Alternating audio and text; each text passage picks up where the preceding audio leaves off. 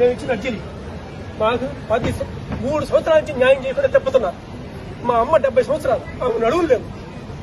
ఇదంతా నెల్లూరు ఎంపీ వచ్చేసి తిరుపాలు చేసిన కుట్ర. ఇది పోకిరి పిల్లకాయలు పెట్టి ఒక టీచర్ని గుర్తించి 3 సంవత్సరాలకి న్యాయం జరగకుండా రాజకీయ నాయకులు చెప్పిస్తా కలెక్టర్ గారు యాక్షన్ తీసుకోకుండా డీఈఓలు కలెక్టర్లు అందరూ చేరి డ్రామాలు ఆడుతున్నారు. వాళ్ళ టీచర్ని మా జీవితాన్ని సర్వనాశనం చేస్తున్నారు.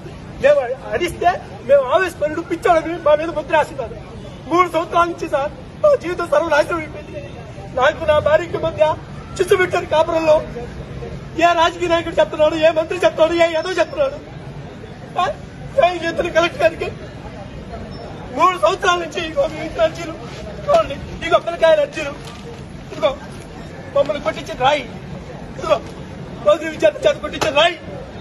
ఎవరు చేయాలి న్యాయం? మాకు స్కూల్కి పోతే క్లాసులు చెప్పుకున్న పిల్లకాయలు పెట్టి దాడులు చేయిస్తా.